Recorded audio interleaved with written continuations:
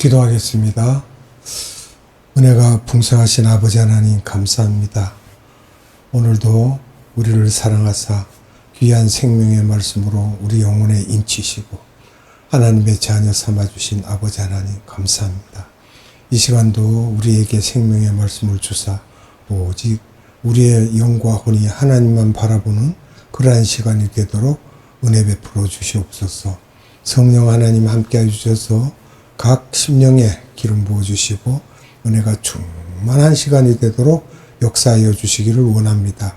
하나님께 감사와 찬양과 영광을 올려드리며 예수님의 이름으로 감사하며 기도드리옵나이다. 아멘. 이 시간은 겟세마네 기도 세 번째 시간입니다. 요한복음 18장 1절에서 2절 내용들인데요. 지난 시간에 이어서 그럼 무슨 시험에 들지 않아야 하는지 살펴보도록 하겠습니다. 첫째, 베드로가 3번 부인 후에 갈등을 심하게 하는데 그렇게 갈등하지 않도록 기도를 시키셨습니다. 기도란 무엇인가? 눈에 보이는 환경을 보지 말고 파이프라인을 저 세상에 연결하여 저쪽 세상의 시각을 갖고 음성을 듣는 기도를 우리가 해야 되죠. 나중에 어려운 일을 당할 때 스스로 이기지 못하고 갈등이 올 때 이렇게 시각을 저 세상으로 옮기는 길밖에는 없다고 이렇게 기도하라고 하시는 것입니다. 두 번째는 예수님이 진노의 잔을 드셔야 할 이때에 이 잔을 드시지 않으려고 하는 모습을 보고 사람들이 실족할까봐 시각을 저 세상으로 두라는 말씀으로 나의 약한 부분을 보고 실족할까봐 그렇게 가르쳐 주시는 것입니다. 세 번째로는 너희들이 조금 있으면 나를 버리고 도망갈 것인데 얼마 후에 내가 갈리로 가서 너희들을 이리 오라고 부를 때 예 알겠습니다 미안합니다 하고 오도록 하기 위해서이며 예수님께 오기 위해서는 시각을 예수 중심으로 만들도록 미리 기도하라는 것이며 그렇지 않으면 이것이 힘들다는 것을 말씀하고 있는 것입니다. 네 번째로 너희들이 장차 이 세상에서 미움받고 배척당하고 죽임까지 이제 당할 텐데 그 당시에 이룰 수 있는 것은 기도하면서 저 세상을 바라보는 상황을 이 세상에서 저 세상으로 볼 수 있는 연습을 미리 하라는 것입니다. 다섯 번째로는 마태복음 20장 23절에서 제자들에게 너희도 나와 같이 이 쓴 잔을 마셔야 하는데 그럴 때 실족하지 않기 위해서 역시 기도하라는 것입니다. 여섯 번째로는 너희들도 이제 요한복음 12장 24절에 한 알의 밀알이 되어 죽어야 하기 때문에 기도하라는 것입니다. 그러면 세 사람, 즉 제자들이죠. 세 사람을 겟세마네로 데려가신 이유는 무엇 때문에 데려가셨을까? 이것도 또 살펴보겠습니다. 첫째, 예수님의 인성적인 갈등을 직접 목격하고 이것을 자신의 삶에도 적용하도록 하기 위해서 제자 셋과 같이 함께 하셨고, 두 번째는 제자들이 장차 진노의 잔을 먹을 때 이 장면을 생각하면서 극복하도록 하기 위해서 예수님의 기도를 보여주시는 거죠. 셋째, 예수님이 제자들에게 위로와 격려를 받기 위해서, 그러나 도움이 안 되죠. 그러나 사람이니까 제자들을 데리고 갔던 것입니다. 그러면 어떤 위로와 격려를 필요로 하셨는가, 우리를 이것도 한번 살펴봅니다. 예수님이 고민을 할 때 제자들이 예수님 갑자기 왜 이러십니까? 이럴 수 있잖아요. 그러니까 예수님이 3년 동안 저희들과 다니면서 적어도 20번은 하신 말씀이 있습니다. 무슨 말씀? 마태복음 16장 21절에서 장차 때가 되면 예루살렘에 올라가서 장로들과 대제사장들과 서기관들에게 많은 고난을 받고 죽임을 당하고 3일 만에 다시 살아나야 하리라 라고 하시지 않았습니까? 반드시 그렇게 된다라는 거예요. 그런데 왜 이제 와서 이렇게 아니라고 하십니까? 하는 말을 예수님이 듣고 싶으셨겠죠. 예수님 왜 그러세요? 이런 말을. 그럼 요한복음 12장 24절에서 분명히 하늘의 밀이 땅에 떨어져 죽어야지만 한다고 하지 않으셨습니까? 하면서 힘내라고 하는 위로를 받기 원하셨던 것 같습니다. 이렇게 하실 때 이 쓴 잔이 만민에게 결국은 축복의 잔이 되고, 이 축복의 잔이라는 말은 고린도전서 10장 16절과 고린도전서 11장 25절에서 28절을 보면 이해가 되십니다. 그리고 또 구원의 잔도 되시죠. 시편 116편 3절에, 그리고 복의 잔으로 또 생각할 수 있습니다. 시편 23편 5절에 이렇게 축복의 잔, 구원의 잔, 복의 잔으로 변한다고 하면서 예수님이 우리 인간들에게 복을 주시기 위해서 오셔서 이 과정을 겪으셔야만 우리가 이 잔을 받을 수 있는데 왜 이러십니까? 하는 말을 듣기 위해 세 제자들을 데리고 가셨다는 것입니다. 예수님이 잠자는 제자들에게 하신 말씀이죠. 마태복음 26장 40절로 41절입니다. 제자들에게 오사 그 자는 것을 보시고 베드로에게 말씀하시되 너희가 나와 함께 한시 동안도 이렇게 깨어 있을 수 없더냐. 시험이 들지 않게 깨어 있어 기도하라. 마음에는 원이로되 육신이 약하도다 하시고. 아멘. 사람들이 기도하라고 해도 이미 시간이 오래되면 졸리고 잠이 오지요. 단순하게는 세 사람이 마음이 약하고 육이 약하다고 볼 수 있지만 예수님도 마찬가지인 것입니다. 자신의 상태를 가리켜 제자들에게 하신 말씀입니다. 왜냐? 예수님도 굳세게 이렇게 하고 싶은데 육신이 연약하다는 거예요. 예수님도 이러셨기 때문에 우리들이 마음은 원이로되 육이 약한 것은 당연한 일입니다. 예수님도 이 문제를 해결하기 위해서 어떻게 하라고 하셨는가 이 말이죠.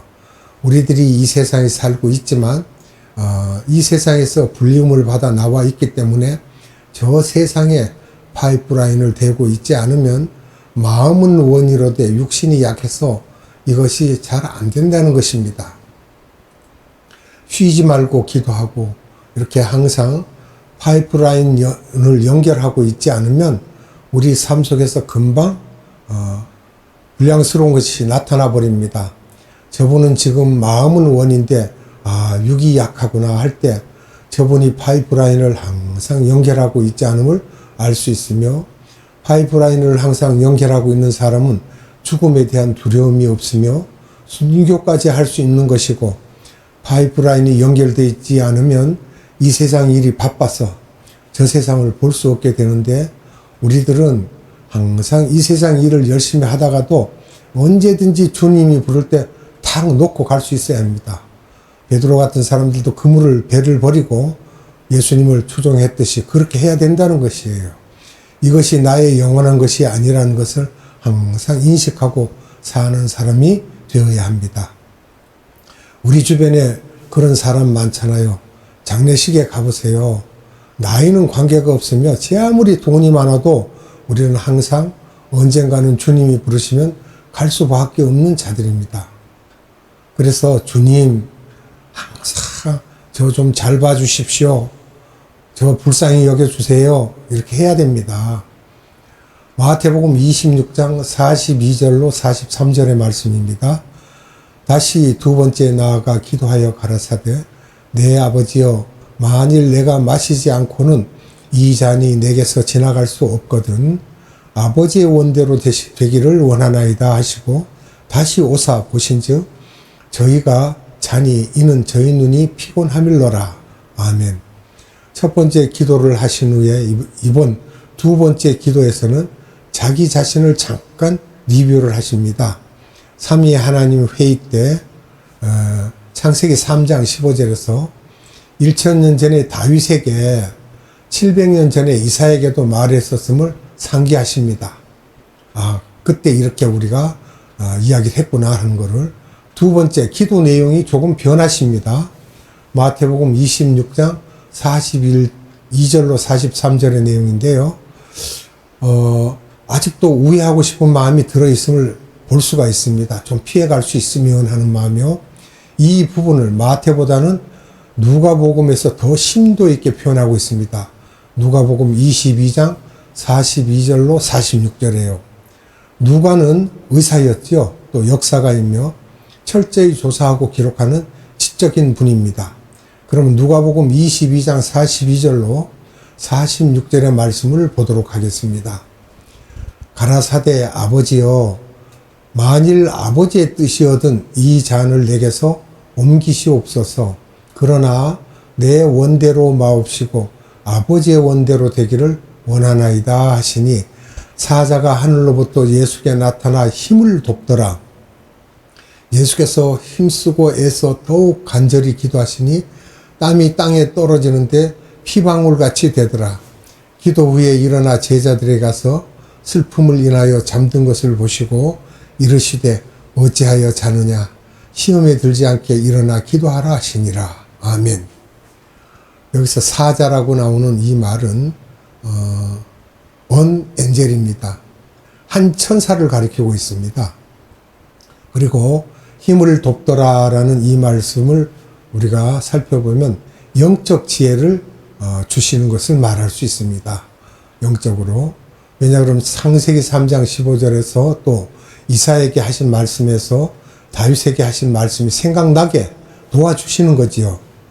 왜냐하면 예수님께서 아버지와 파이프라인을 연결하고 있었기 때문에 성령님을 통해서 이렇게 지혜를 주심으로 자신이 했던 말들이 기억나게 하신 것이라고 우리가 생각할 수 있습니다.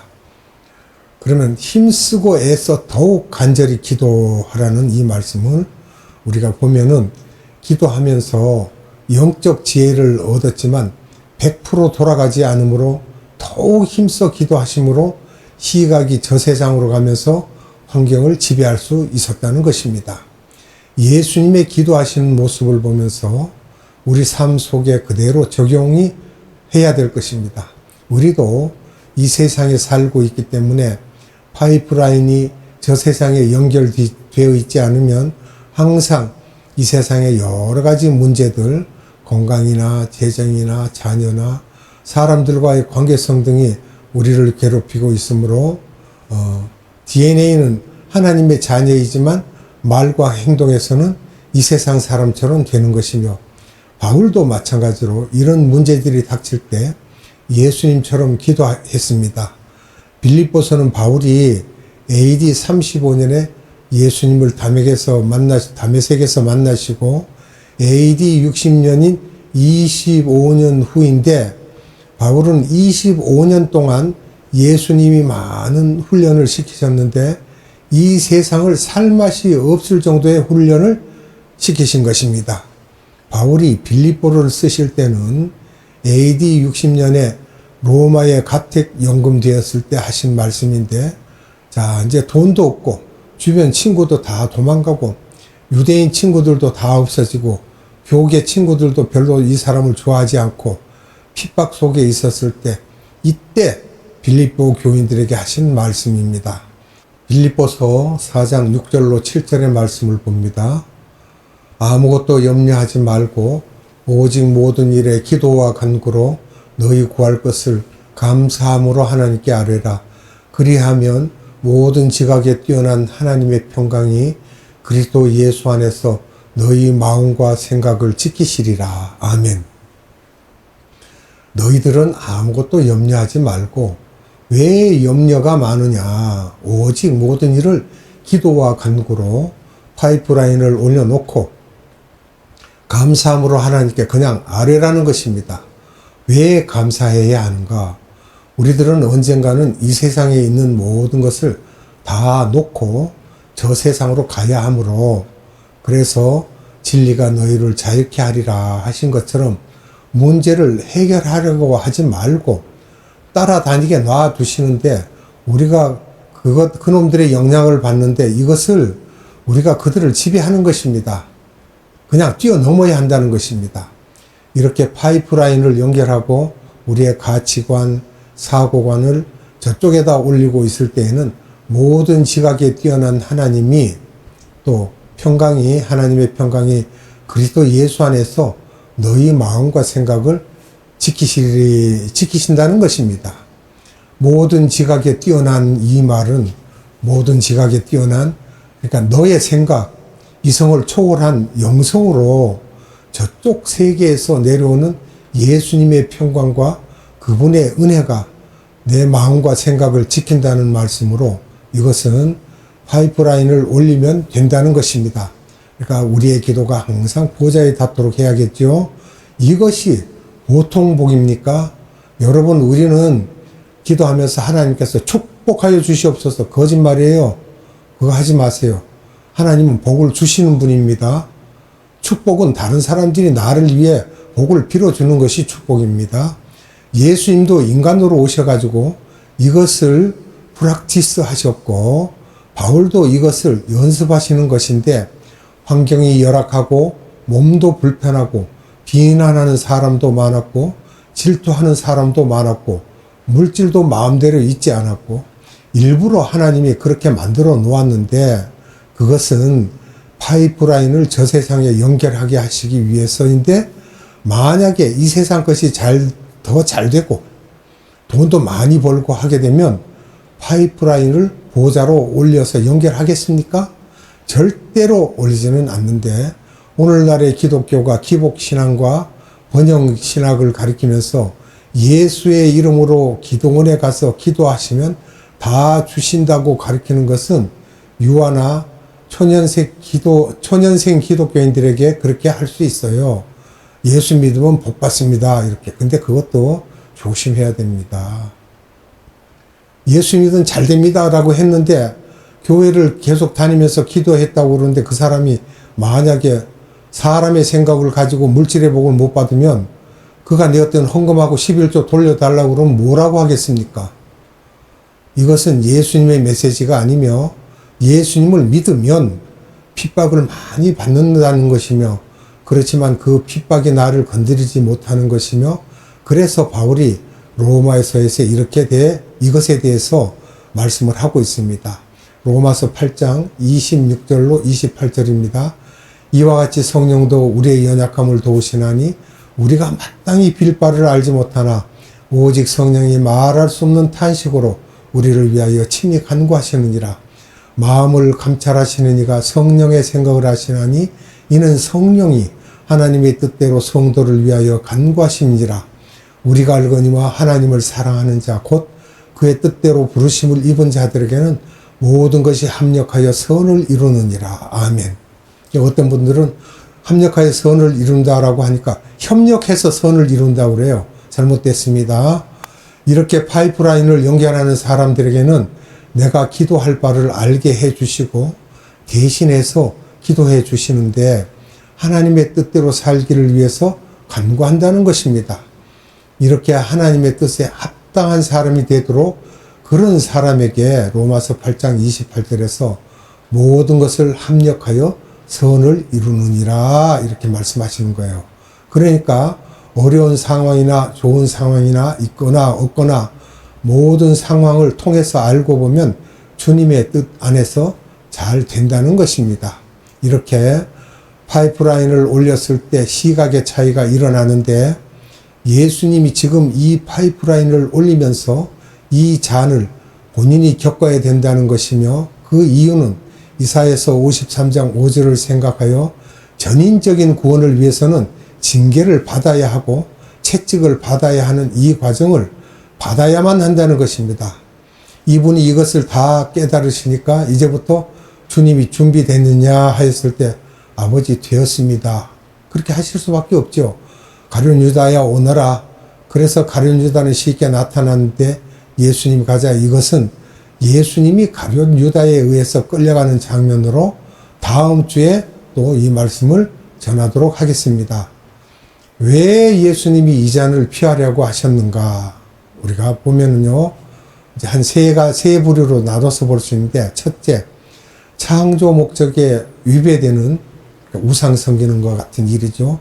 창조 목적에 위배되는 피조물들의 모습을 눈뜨고 볼 수 없기 때문에 창조주의 자존심이 상처를 받는 순간이고 무시받고 무례하게 취급받는 순간입니다. 창조의 목적은 창조주를 경배하고 찬양하고 영광 드리는 것인데, 거꾸로 여기에 반대 역할을 하기 때문이며 그래서 예수님께서 창조의 목적을 위반하는 크리스찬을 제일 싫어하십니다. 지상 계명으로 우상 섬기는 일들을 제일 싫어하시는데 그것은 자신의 자존심과 연결되어 있기 때문이며 그래서 예수님께서 출애굽기 20장 5절에 나는 질투하는 하나님이라고 하시고 예수님 외에 다른 것을 더 좋아하는 사람은 더 섬기고 의지하는 사람을 예수님이 싫어하시고 거꾸로 예수님만을 사랑하고 순종하는 사람들을 예수님은 가장 이뻐하신다는 것입니다. 그런 사람들에게는 은혜와 자비와 평강, 사랑을 부어주십니다. 두 번째로는 피조물의 무지함입니다. 무지한 자들이 있죠. 빌라도, 군인, 가야바, 안나스 등 이들은 예수님을 창조주임을 몰랐던 것입니다. 그러니까 그걸 무지함을 보시고 괴로워하시는 거예요. 저들이라고 말했을 때 역시 가야바, 안나스, 빌라도, 로마 군인들이죠. 이들이 창조주가 누구인지를 모르는 것과 자신들이 피조물임을 알지 못했던 것이며 자기들의 정체성을 모르고 또 창조주의 계명과 사명이 무엇인지를 몰랐던 자들입니다. 세 번째는 하나님을 안다는 종교인들인데 저들이 유일신 하나님을 믿지요. 그런데 바리새인, 서기관, 제사장, 사두개인, 대제사장들이 예수님이 누구신지를 모르는, 즉 예수님을 모르는 애꾸눈이 되었고 기독론에 부재된 것에 대해 분노하시고 계십니다. 왜냐 그러면 이들이 예수님을 핍박했잖아요.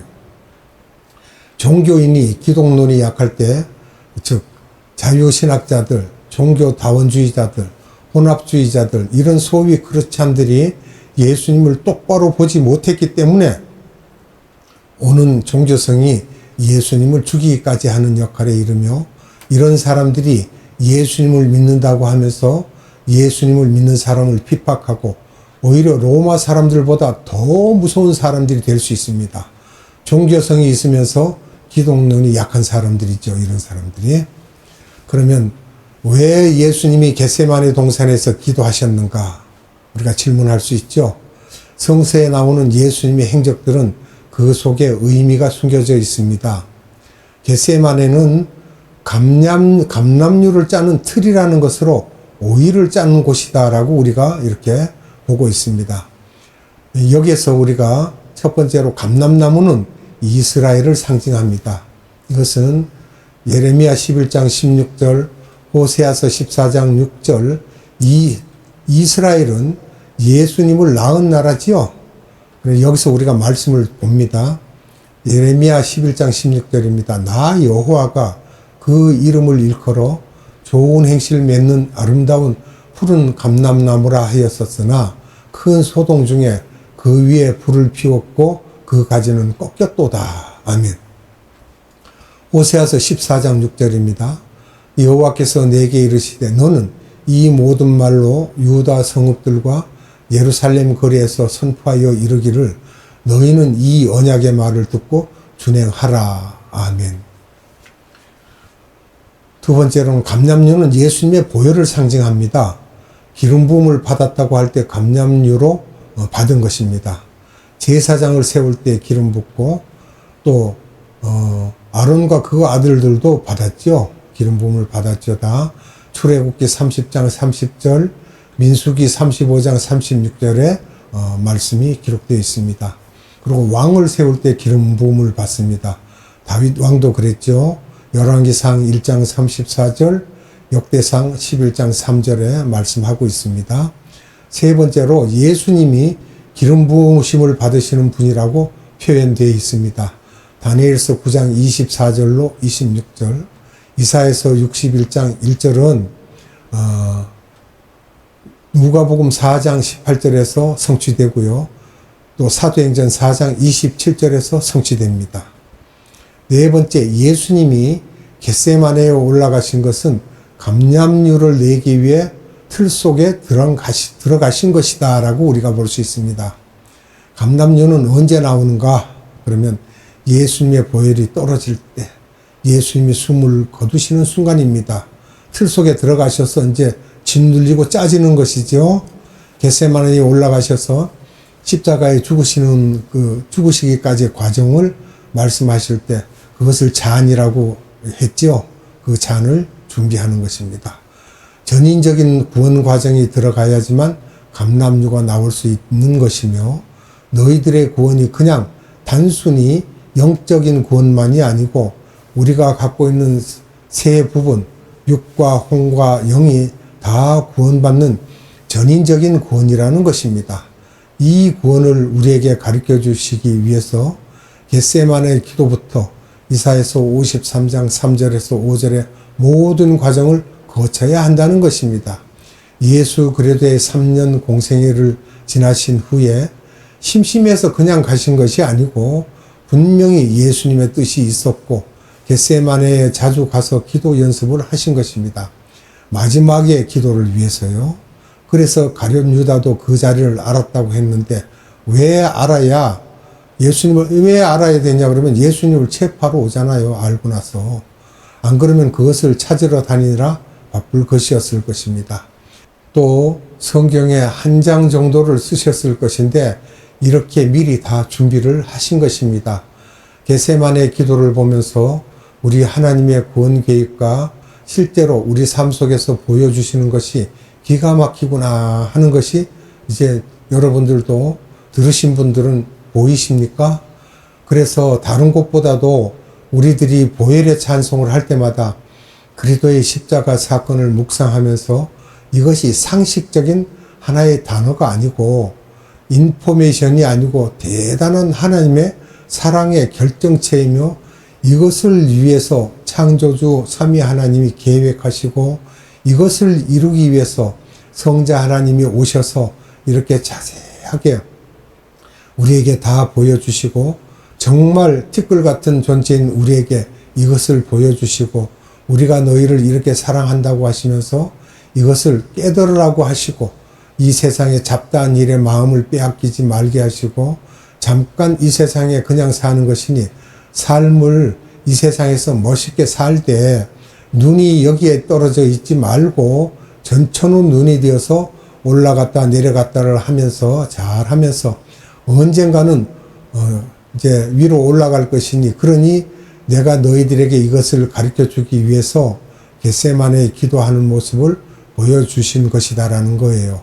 너희들은 전인적인 크리스찬이 되라고 하시는 것입니다. 우리가 보혈의 찬송을 부를 때마다 이것을 묵상하면서 찬양을 드렸으면 좋겠습니다. 기도하고 마치겠습니다. 거룩하신 아버지 하나님 감사합니다. 오늘도 우리에게 말씀을 주사 예수님께서 겟세마네에서 기도하신 모든 내용들을 샅샅이 살펴볼 수 있게 하시고, 왜 그렇게 하셨을까 그것을 자세히 우리가 알 수 있도록 말씀을 우리에게 공급하여 주신 아버지 하나님 감사합니다. 우리는 다 양 같아서 제 갈 길로 가는 자들이거늘 주님께서는 우리를 사랑하사 붙드시고 세세하게 말씀을 주셔서 옳은 길을 갈 수 있도록 인도하신 아버지 하나님께 무한한 감사와 찬양과 영광을 올려드립니다. 아버지 하나님께 감사드리며 예수님의 이름으로 기도드리옵나이다. 아멘. 주님 가르쳐준 기도로 예배를 마칩니다. 하늘에 계신 우리 아버지, 아버지의 이름을 거룩하게 하시며 아버지의 나라가 오게 하시며 아버지의 뜻이 하늘에서와 같이 땅에서도 이루어지게 하소서. 오늘 우리에게 일용할 양식을 주시고 우리가 우리에게 잘못한 사람을 용서하여 준 것 같이 우리 죄를 용서하여 주시고 우리를 시험에 빠지지 않게 하시고 악에서 구하소서. 나라와 권능과 영광이 영원히 아버지의 것입니다. 아멘.